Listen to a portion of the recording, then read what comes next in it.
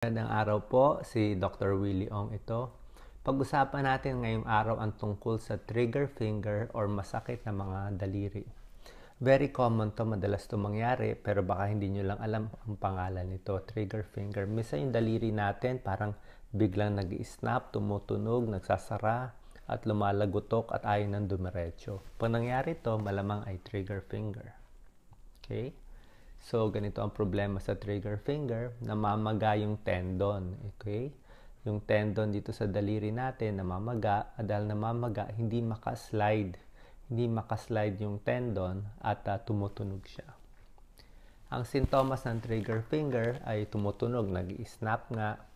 Pagising mo sa umaga, mas masakit to. Ito yung madalas nararamdaman nila. Ano ang cause nito?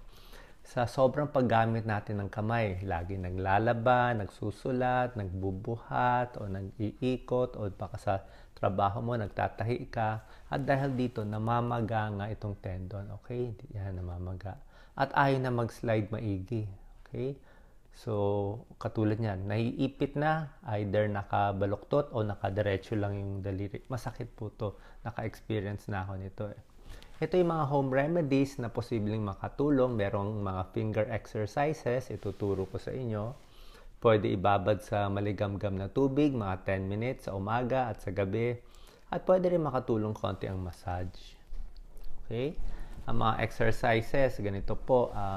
Pwedeng sinasara yung kamay, binubukas, at ino-open natin.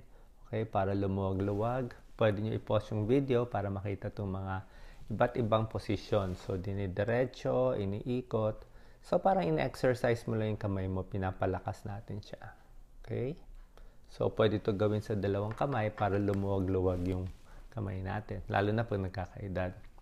Binababa din sa maligamgam na tubig. Sa umaga po, mas masakit eh, kasi mas maga sa umaga.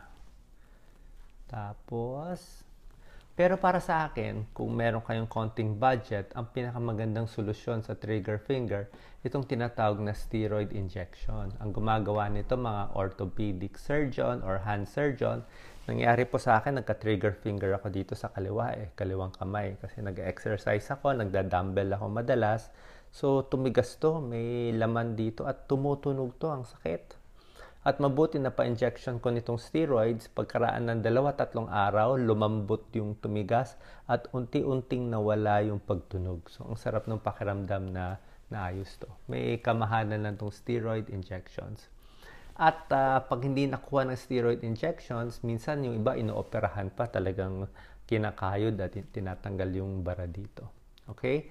So, mag-ingat lang po sa paggamit ng kamay, wag din masyadong magpapapagod o laging ginagamit yung kamay natin, ipapahinga din para at least hindi tayo magkaroon nitong trigger finger. Salamat po.